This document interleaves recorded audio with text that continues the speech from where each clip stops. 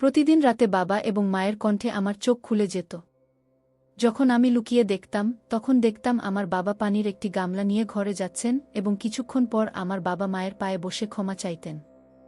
আমি খুব অবাক হতাম যে বাবা প্রতিদিন এমন কেন করেন, অথচ দিনের বেলায় মা আমাকে বলতেন, তুমি তোমার বাবার সামনে যেও না গিয়ে। আমার বাবা খুব পূজাপাঠ করতেন, তিনি আমার কাছে খুব পবিত্র ছিলেন।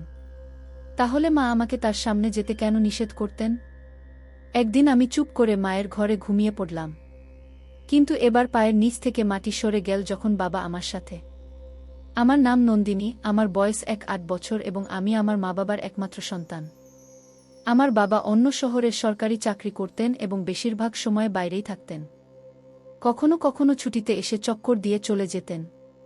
আমি এবং মা বাড়িতে একা থাকতাম।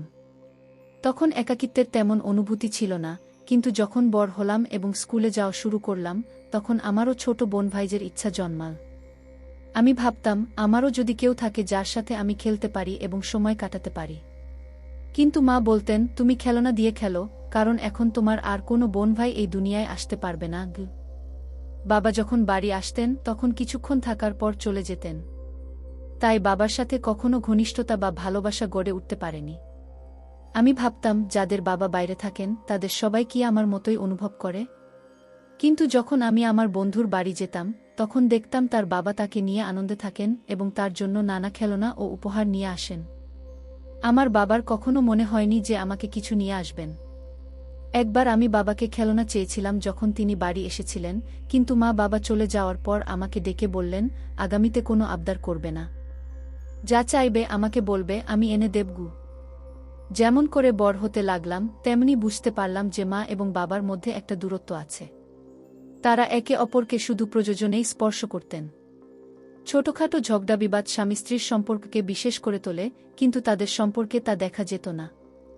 আমি ভাবতাম বাবা হয়তো মায়ের থেকে আলাদা থাকেন কারণ বাবা খুব নরম মন ও ভালো মানুষ ছিলেন। আমি কখনো কোনো আত্মীয়কে আমাদের বাড়িতে আসতে দেখিনি। আমি নিজে থেকেই অনুমান করতাম যে হয়তো এই দুনিয়ায় আমাদের কেউ নেই, অথবা মা বাবা সবাইকে দূরে সরিয়ে রেখেছেন। আমি বুঝতে পারতাম না যে মা বাবা কার কাছে কী অপরাধ করেছেন যা আমি ছোটবেলা থেকে দেখে আসছি এবং তা এখনও শেষ হয়নি। মা আমাকে বাবার কাছেও যেতে দিতেন না।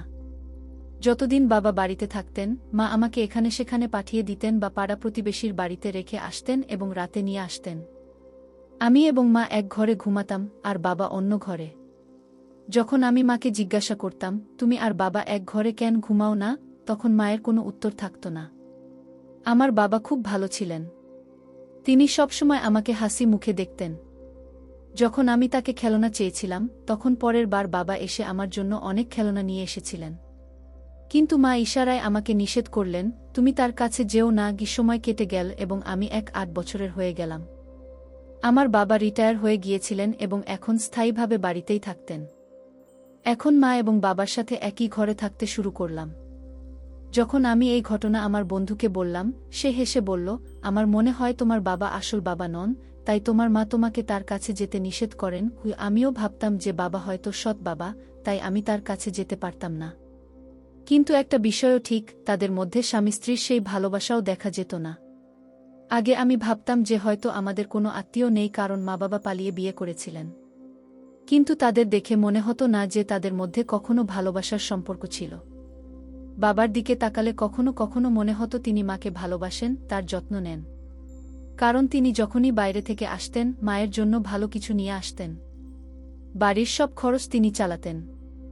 বাবা এখন সব দিন বাড়িতেই থাকতেন। একদিন কলেজে আমার সখীর ভাইয়ের সাথে আমার দেখা হলো। তার নাম আর্জুন। প্রথম দেখাতেই সে আমার খুব ভালো লেগেছিল। সে আমার সাথে খুব ভালোভাবে কথা বলেছিল। আমি বাড়িতে এসে তার কথাই ভাবতে লাগলাম। পরের দিন আমি কলেজে গেলাম, সেও তার বোনকে ছেড়ে দিতে এসেছিল। আমার বন্ধু আমাকে বলল, আজ আমি তোমাকে আমার বাড়ি নিয়ে যাব, কিন্তু এই কথা তোমার বাড়িতে কাউকে বলবে না। আমি ভাবলাম, কাকে বলবো? কেউ তো আমার খবর রাখে না। আমি শুধু আমার বন্ধুর বাড়িতে তার সাথে যাইনি, কিন্তু দেখে খুব অদ্ভুত লাগল, তার সব পরিবার যেন আমার জন্য অপেক্ষা করছিল। সবাই আমাকে খুব স্নেহের সাথে গ্রহণ করল, আমাকে খাওয়ালো, বিশেষ করে আমার সখী বারবার আমাকে জড়িয়ে ধরল। আমি খুব বিভ্রান্ত হয়ে পড়লাম, মনে হচ্ছিল যেন আমার সখীর পরিবার আমাকে অনেক দিন ধরে চেনে, যদিও আমি তাদের প্রথমবার দেখলাম। পায়েলের ভাই আরজন আমাকে বাড়ি পর্যন্ত এগিয়ে দিতে এসেছিল। আমি পায়েলকে বললাম, তুমিও আমার বাড়িতে এসো, আমি তোমাকে আমার বাবা মায়ের সাথে পরিচয় করিয়ে দেব। পায়েল খুব খুশি হলো, আমার সাথে আসতে চাই। কিন্তু তার ভাই বলল, না, এখনই নয়, এখন সঠিক সময় নয়। সঠিক সময় মানে কি? বাড়িতে সম্পূর্ণ নীরবতা ছিল। আমি নিঃশব্দে আমার রুমে চলে গেলাম। তখন মায়ের রুম থেকে হালকা আওয়াজ শুনলাম, বাবা মায়ের সাথে কথা বলছিলেন। আমি কান পেতে শুনলাম, বাবা বলছিলেন, নন্দিনী আমার নিজের মেয়ে, তুমি আমার মেয়েকে আমার থেকে দূরে রাখতে পারবে না। আমি শুধু আমার মেয়েকে চাই, আমি চাই না তোমার ছায়াও তার উপর পড়ুক। তুমি নিশ্চয়ই তার বাবা, কিন্তু তোমার তার উপর কোনো অধিকার নেই। আমি আমার রুমে চলে গেলাম। মা বাবার কথাবার্তা থেকে বুঝতে পারলাম, বাবা আমার সৎ বাবা নন, বরং তিনি আমার আসল বাবা। কিন্তু মায়ের আচরণ কেন এমন ছিল? একদিন সব প্রশ্নের জালে জড়িয়ে আমি মাকে জিজ্ঞাসা করলাম, বলো, বাবা কি জোর করে তোমার সাথে বিয়ে করেছিল, নাকি তোমরা দুজনেই পালিয়ে বিয়ে করেছিলে? মা হেসে বলল, মনে হচ্ছে তুমি পাগল হয়ে গেছ, তোমার বাবা আমার সাথে সবাইকে দেখিয়ে বিয়ে করেছিল। আমি বললাম, মা, যখন তোমরা দুজনেই ভালোবেসে বিয়ে করেছিলে, তাহলে এমন কি হলো যে বাবার সাথে এমন আচরণ কর? মা আমাকে ধমকে বলল, এটা তোমার বিষয় নয়, এটা আমাদের দুজনের ব্যাপার। আমি তাদের অবস্থায় রেখে দিলাম এবং ভাবলাম, তারা যা খুশি করুক, আমার কি? এরপর আমি প্রায়ই আমার বন্ধু পায়েলের সাথে তার বাড়িতে যেতাম, মাঝে মাঝে তার ভাইয়ের সাথেও দেখা হতো। তার ভাইকে আমার ভালো লাগত, কিন্তু সেই দিনের পর থেকে সে আর কোনো কথা বলেনি। এখন প্রায় রাতে মা বাবার আওয়াজে আমার ঘুম ভেঙে যেত। আগে আমি হেডফোন পরে ঘুমাতাম, কিন্তু এখন আর পারি না। একদিন দেখলাম, বাবা বাড়িতে পানির বালতি নিয়ে রুমে যাচ্ছেন। কিছুক্ষণ পর বাবা মায়ের পায়ের কাছে বসে হাত জোড় করে ক্ষমা চাইছিলেন। আমি খুব অবাক হলাম, বাবা এমন কেন করছেন? তারপর তারা এমন কি করেছিলেন যে বাবা মায়ের পায়ে বসে ক্ষমা চাইছিলেন? আমি ভাবলাম, এটা একদিনের ব্যাপার হবে, কিন্তু পরের দিনও তাদের আওয়াজে আমার ঘুম ভেঙে গেল। সেই দিনও বাবা মায়ের পায়ে বসে ক্ষমা চাইছিলেন। আমি অনেক দিন ভেবেছি, শেষ পর্যন্ত এমন কি হলো? আমি খুব অবাক হলাম। যখন আমি বাড়ি ফিরলাম, তখন মাকে জিজ্ঞাসা করলাম, বাবা কেন প্রতিদিন রাতে তোমার পায়ের কাছে বসে ক্ষমা চায়? বাড়িতে পানির বালতি রুমে কেন নিয়ে যায়? আমার কথা শুনে মা ঘাবড়ে গেলেন এবং বললেন, পাগল মেয়ে, তুমি রাতে ঘুমোও না, আমাদের দেখছো? তখন আমি বললাম, সেই দিন আগে কাজ করতে করতে পানিতে আমার পা কেটে গিয়েছিল, আর তারপর সেই জায়গা মলম লাগিয়েছিলেন। আমি কাপড় সরিয়ে আমার পা দেখালাম। এ পর্যন্ত ঠিক ছিল। যখন আমি জিজ্ঞাসা করলাম, বাবা তোমার পায়ে পড়ে ক্ষমা কেন চায়? মা রেগে গেলেন এবং বললেন, আমি সব কথা বলতে পারবো না। এখন তুমি তোমার বাবার সামনে যেও না। আমি উত্তর দিলাম, আমি তো বাবার সামনে যাব। মা খুব রেগে গেলেন, বললেন, তাহলে তুমি আমার মার খাওয়া মুখ দেখবে। আমি খুব তাড়াতাড়ি তোমাকে এই বাড়ি থেকে বিদায় করে দেব। আমি খুব বিপদে পড়লাম। আমার বন্ধু পায়েল আমাকে আবার তার বাড়িতে নিয়ে গেল। আমরা তখন দরজায় ছিলাম। তার ভাই আরজন ভিতর থেকে বেরিয়ে এল। আমাকে দেখে তার মুখের রং উড়ে গেল। সে আমার দিকে এগিয়ে এল এবং তার বোনের কানে কিছু বলল। প্রথমে আমাকে বলল, নন্দিনী, আমাদের বাড়িতে কিছু অতিথি এসেছে, তুমি অন্য কোনো দিন এসো। চলো, আমি তোমাকে তোমার বাড়ি পর্যন্ত পৌঁছে দিই। আমি তার এই আচরণে খুব অবাক হলাম, কিন্তু সে আমাকে তার গাড়িতে করে আমার বাড়িতে নিয়ে এল। বাড়িতে পৌঁছে গাড়ি থেকে নামতেই আমি দেখলাম, তাই বাধ্য হয়ে আমাকে তাকে ভিতরে ডাকতে হলো। মা পায়েলকে দেখে বললেন, তোমার চেহারা আমার চেনা মনে হচ্ছে। আমি পায়েলকে তার বাবার নাম জিজ্ঞাসা করলাম। পায়েল বলল, আমার বাবার নাম সিংহানিয়া। আমি হতবাক হলাম, সে মিথ্যা কেন বলছে? তার বাবার নাম তো পুরানো ছিল। কিছুক্ষণ পর পায়েলকে বাইরে পৌঁছে দিতে গেলে আমি বিভ্রান্ত হয়ে জিজ্ঞাসা করলাম, তুমি তোমার বাবার নাম ভুল কেন বললে? তখন সে বলল, শুধু ঘাবড়ে গিয়েছিলাম, তাই এই নাম বলেছি। আমি চুপ হয়ে গেলাম। এখন অনেক দিন ধরে আমি এবং বাবার সম্পর্কে খোঁজখবর নিচ্ছি। ওই সবাইকে এবং প্রত্যেককে নিয়ে সন্দেহ হতে শুরু করেছিল। আমি আমার সম্পর্কগুলো দেখতে শুরু করেছিলাম, কিন্তু বাবাকে খবর না দিতে। কয়েকবার সম্পর্কের লোকেরা আমাকে দেখতে এসেছিল, কিন্তু সম্পর্ক ভালো না হওয়ার কারণে আমি দিয়েছিলাম। আমি ভেতর থেকেও মনে করছিলাম যে ভালোই হয়েছে, সম্পর্ক হচ্ছিল না। কেন জানি আমার মাথা থেকে আরজনের ভাইকে বের করতে পারছিলাম না। হয়তো আমি তাকে পছন্দ করতে শুরু করেছিলাম। একদিন আমি কলেজ থেকে বের হয়ে বাবাকে দেখে অবাক হয়ে গেলাম। তিনি আরজনের সাথে হাত মিলিয়ে কিছু কথা বলছিলেন। আমি চুপ হয়ে গেলাম। আমি চাইনি যে বাবার সামনে এই গোপন কথা প্রকাশ পাক। আমি এটা জানতাম। যখন পায়েল তার ভাইয়ের সাথে চলে গেল, আমি বের হয়ে এলাম। বাবা আজ পর্যন্ত আমাকে নিতে আসেননি, তাই আমার অবাক হওয়াটা স্বাভাবিক ছিল। বাবা বললেন, আমি এখান থেকে যাচ্ছিলাম, তাই ভাবলাম তোমাকে নিয়ে যাই। রাস্তায় বাবা আমাকে কিছু প্রশ্ন করলেন, তোমার মা তোমার জন্য সম্পর্ক খুঁজছে? আমি সবসময় হেসে বলতাম, হ্যাঁ ঠিক তাই। বাবা চুপ হয়ে গেলেন। আমার মনে হলো তিনি হয়তো কিছু করবেন, কিন্তু আমি ভুলেই গিয়েছিলাম যে মায়ের সামনে কারই বা চলে। একদিন আমি কলেজ থেকে বাড়ি এসে দেখলাম মা বাড়িতে নেই, আর একটি ছেলে বাবার পাশে বসে কথা বলছিল, যার নজর আমার দিকে ছিল। বাবা আমাকে দেখে বললেন, এটি রবি, তোমার চাচার ছেলে। আমি শুনে অবাক হয়ে গেলাম। আমি কখনো স্বপ্নেও ভাবিনি যে আমাদের দুজনের মধ্যে আরও কোনো আত্মীয় থাকতে পারে। এসব কি হচ্ছিল? আমার মাথা সেই সময় এতই ঘোলাটে হয়ে গিয়েছিল যে আমি বুঝতে পারছিলাম না কি করব। আমি কিছু না বলে আমার ঘরে চলে গেলাম। বাঁচার জন্য উঠে আমি ভাবলাম, এখন গিয়ে বাবাকে জিজ্ঞাসা করব যে এই আমার কজিন কোথা থেকে এসেছে, এত বছর এটি কোথায় ছিল। আমি বাড়ি থেকে বের হচ্ছিলাম, তখন আমি ভেতরে ঢুকে গেলাম। তারা আমাকে দেখে ফেল এবং বাবাকে সত্য বলল যে এটি কে। আমি রেগে গিয়ে বাবাকে স্পষ্ট বলে দিলাম যে আজকের পর তাদের বাড়ির কোনো সদস্য এখানে আসবে না। আমি বলে চলে গেলাম। আমার বাবাকে খুব দুঃখ হচ্ছিল। আমি পুরো গল্প জানতাম যে মা কেন এবং কি জন্য সব করছিলেন। পরের দিন মা ঘুমাচ্ছিলেন, আমি বের হয়ে দেখলাম বাবা পূজা করছেন। পূজা করতে করতে হঠাৎ তিনি পড়ে গেলেন। আমি তাকে উঠাতে গিয়ে দেখলাম বাবার অবস্থা দেখে আমার প্রাণ উড়ে গেল, কারণ বাবার আগে থেকেই স্বাস্থ্য খুব খারাপ হয়ে গিয়েছিল। আমি চিৎকার করে উঠলাম এবং আমরা বাবাকে হাসপাতালে নিয়ে ছুটলাম। ডাক্তার বললেন অনেক টেনশনের কারণে তার হার্ট অ্যাটাক হয়েছে।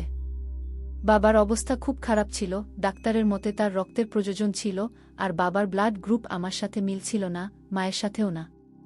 আমি কাঁদতে কাঁদতে আমার বন্ধু কালকে ফোন করলাম, কিন্তু বাবাকে রক্ত দিতে যাওয়ার আগে আর্জুন আমার সামনে অবাক করা প্রস্তাব রাখল, নন্দিনী, তোমাকে আমার সাথে বিয়ে করতে হবে। আমি এই শার্টে রক্ত দেব, আর এই বিয়ের ব্যাপারে তুমি কাউকে কিছু বলবে না, তোমার মাকেও না, আর তাকে এটাও বলবে না যে রক্ত কে দিয়েছে। এমন সময় ছিল না যে শার্ট রাখা যায়, কিন্তু আমি কি করতাম? নিজের জীবনের জন্য আমি বাধ্য হলাম। সে কেন সেই সময় এমন শর্ত রাখল, এটা ঠিক ছিল না। আমি তাকে পছন্দ করতাম এবং তার সাথে বিয়ে করতে চেয়েছিলাম, কিন্তু সেই সময় তার শর্ত শুনে আমার খুব খারাপ লাগছিল। আমি নিজের জীবন বাঁচানোর জন্য হ্যাঁ বলে দিলাম। যেই সে ফোন দিল এবং আমার জীবন ফিরে পেলাম, সে আমার কাছে এসে বলল, বিয়ের জন্য প্রস্তুত থাকো। আমি খুব ভয় পেয়েছিলাম। ভাবছিলাম যদি মা জানতে পারেন যে আমি কিভাবে একটি অপরিচিত ছেলের সাথে বিয়ে করতে যাচ্ছি, তাহলে তিনি হয়তো আমার প্রাণই নিয়ে নেবেন। আমি তাদের দুজন ভাইবোনের উদ্দেশ্য বুঝতে পারছিলাম না, তারা শেষ পর্যন্ত কি জন্য আমাকে বাধ্য করছিল। আমার মনে হচ্ছিল যে আমিও আমার পরিবার থেকে লুকিয়ে এইসব করছিলাম। কিন্তু যখন দেখলাম পায়েল আমাকে তার বাড়িতে নিয়ে গেল, সবদিকে সাজসজ্জা ছিল, ফুলে ফুলে ভরা, তার পরিবার ভালো কাপড় পরেছিল, যেমন নতুন বধূর স্বাগত জানানো হয়, ঠিক তেমনি আমারও হল। তারা আমাকে পায়ের উপর বসাল। আমার সন্দেহ করা উচিত ছিল, কিন্তু এত ভালোবাসার সামনে কিভাবে কেউ কিছু করতে পারে? শেষ পর্যন্ত আমি নিজেকে পরিস্থিতির সাথে মানিয়ে নিলাম যে যা হবে দেখা যাবে। আমার বিয়ে হয়ে গেল, বাকি সবাই খুব খুশি ছিল, তারা কিছুই জানত না। তাহলে কেন তারা আমাকে এত খুশিতে তাদের বাড়ির বউ বানাচ্ছিল? বিয়ের পর পায়েল আমাকে হাসপাতালে ছেড়ে দিতে এসেছিল। রাস্তায় আমি তাকে জিজ্ঞাসা করার খুব চেষ্টা করেছিলাম যে এসব কি, কিন্তু সে শুধু বলল, খুব শীঘ্রই এই রাত পর্যন্ত পৌঁছে যাবে। এখন আমি বাবার কাছে গেলাম, ভেতরে গিয়ে খুবই বিপদে পড়লাম। তুমি কোথায় ছিলে? আমি মিথ্যা বললাম। মা ফ্রেশ হতে বাড়ি গিয়েছিলেন। বাবা আগে থেকেই ভালো ছিলেন। আমি বাবাকে দেখতে দেখতে ভাবছিলাম, তার জীবনটা খারাপ হয়ে গেছে, শান্তির আকাঙ্ক্ষা যেন একই জায়গায় আটকে গেছে, আর আমার নিজের জীবন একটা পলি হয়ে দাঁড়িয়েছে। আম্মার অবস্থা দেখে আমার মনে হচ্ছিল তিনি বাবাকে নিয়ে খুবই আঘাত পেয়েছেন। আমি গোপনে তাকে কাঁদতে দেখেছিলাম গতকাল। আমার পক্ষে বিশ্বাস করা কঠিন হচ্ছিল যে মা বাবার জন্য কাঁদতে পারেন। বাবা সুস্থ হয়ে গেলে আমরা তাকে বাড়ি নিয়ে এলাম। পরের দিন হঠাৎ দরজায় কড়া নাড়ল। আমি দরজা খুলে আগত অতিথিদের দেখে হতবাক হয়ে গেলাম। উপরনিচ সব গেল। সামনে আমার শ্বশুরবাড়ির লোকজন দাঁড়িয়েছিল, আমার স্বামী, তার মা বাবা, দাদা দাদি। সবাইকে দেখে আমার মুখ ফ্যাকাশে হয়ে গেল। আমি ভাবছিলাম আমি আমার মাকে কি জবাব দেব, আর বাবাকে কি বলব যে আমি লুকিয়ে বিয়ে করেছি। কিন্তু তার আগেই আমি কিছু বলতে পারিনি। মার জোরালো গলার আওয়াজে আমি চমকে উঠলাম। তিনি আগন্তুকদের জিজ্ঞাসা করছিলেন, আপনারা সবাই এখানে কেন এসেছেন? আমাদের কারো সঙ্গে কোনো সম্পর্ক নেই। আরজানের বাবা ভেতরে এসে বললেন, আমাদের তোমাদের সঙ্গে সম্পর্ক না থাকলেও তোমার ছেলের সঙ্গে তো আমাদের সম্পর্ক আছে। আমাদের ভাইঝি আর বউসে। গতকালই আমাদের ছেলে আরজানের সঙ্গে তার বিয়ে হয়েছে। হাত রেখে তিনি আমাকে এমন দৃষ্টিতে দেখলেন যে আমি লজ্জায় মাথা নিচু করে চলে গেলাম। আমি মাকে বললাম, মা, তোমার ওই লোকদের সঙ্গে কি ঝামেলা? বাবার সঙ্গে এমন আচরণ কেন করছ? খুলে বলো। মা আমাকে ঘরে নিয়ে গেলেন এবং সত্য কথা বলতে শুরু করলেন, যা শুনে আমার মাথা ঘুরে গেল।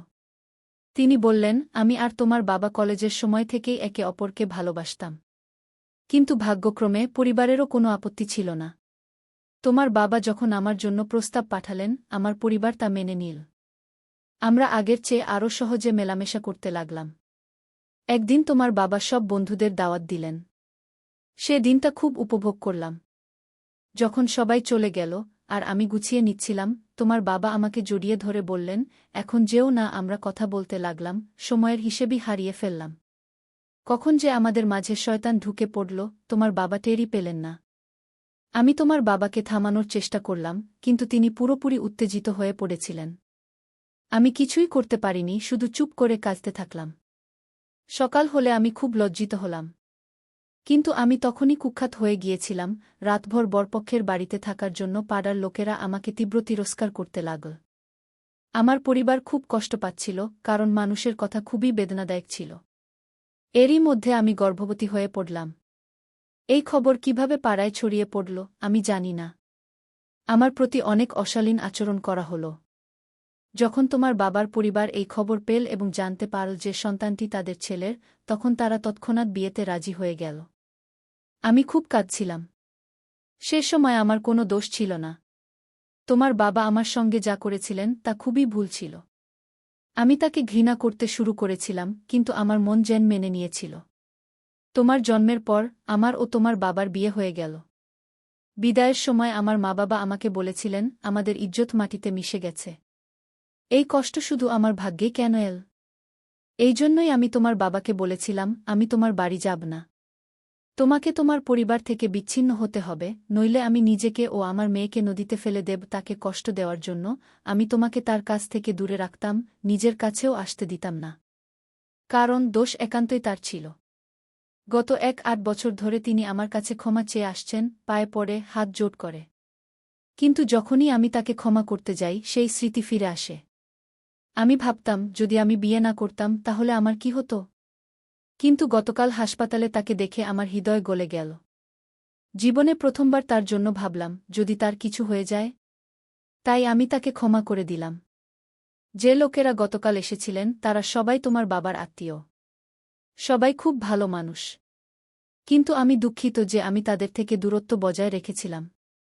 এই কথা শুনে আমি চুপ করে রইলাম। তারপর বাবা আমাকে বললেন, আরজনই তাকে খুঁজে বের করেছিল। আরজন চেয়েছিল যে কোনোভাবে ভাঙা পরিবারটা আবার এক হয়ে যাক। দাদা-দাদি বাবাকে খুব মনে করতেন, তার সঙ্গে দেখা করতে চাইতেন, কারণ 1-8 বছর ধরে তারা বাবাকে দেখেননি। আরজন সবাইকে ডাকার জন্য পায়েলকে আমার সঙ্গে বন্ধুত্ব করতে বলেছিল, কারণ আমি একমাত্র ছিলাম যারা এতে সহায়তা করতে পারত। আরজনের পরিবারের সবাই জানত আমি কে, তাই সবাই খুব স্নেহের সঙ্গে ব্যবহার করত। আরজন বাবাকে ফোন দেওয়ার আগে শার্ট এজন্যই রেখেছিল, যাতে আমার মা অস্বীকার না করেন। সে চেয়েছিল দুজনকে মিলিত করতে, তাই সে এমন কঠিন সময় বেছে নিয়েছিল যাতে আমার কোনো না করার সুযোগ না থাকে। সবাই বাড়িতে জানত কি হতে চলেছে। আমি বাবাকে মাফ করে দিয়েছিলাম। দুজনের 1-8 বছরের সাজা শেষ হয়েছিল। বাবাকে দিয়ে মা নিজেই কতটা শান্তিতে ছিলেন, তাকে দুজন পরে, এবং আমার মা তার শ্বশুরবাড়িতে শেষ রেখেছিলেন, এবং আমাদের এমনভাবে স্বাগত জানানো হয়েছিল যে পুরানো বোতাম আর কেউ পুনরাবৃত্তি করবে না। জীবনকে নতুন করে শুরু করার সময় এসেছিল এবং আমি খুব খুশি ছিলাম যে আরজনকে মর্ধ্যলোক থেকে ফেরেশতা বানিয়ে পাঠানো হয়েছিল। তার কারণে আমার বাবা-মায়ের 1-8 বছরের বিচ্ছিন্ন সম্পর্ক আবার জুড়ে গিয়েছিল। এখন আমি মনে মনে সিদ্ধান্ত নিয়েছিলাম যে এখন আমি আমার মাকেও তার বিচ্ছিন্ন পরিবারের সাথে মিলিত করব। বিয়ের পর আমি আমার মায়ের মা, অর্থাৎ আমার নানা-নানিকে অলসো মেনে নিয়েছিলাম এবং এসব কিছুতেই সে আমাকে অনেক সমর্থন দিয়েছিল। আজ আমি আরজনের প্রতি কৃতজ্ঞ যে সে আমাদের সবার জীবনে আবারও সুখ এনে দিয়েছে। বন্ধুরা, ইতিহাসের গল্প যদি গল্পটি ভালো লেগে থাকে তবে ভিডিওটি লাইক করুন, শেয়ার করুন এবং কমেন্টও করুন। আর হ্যাঁ, চ্যানেলটি সাবস্ক্রাইব করতে ভুলবেন না। সঙ্গীত।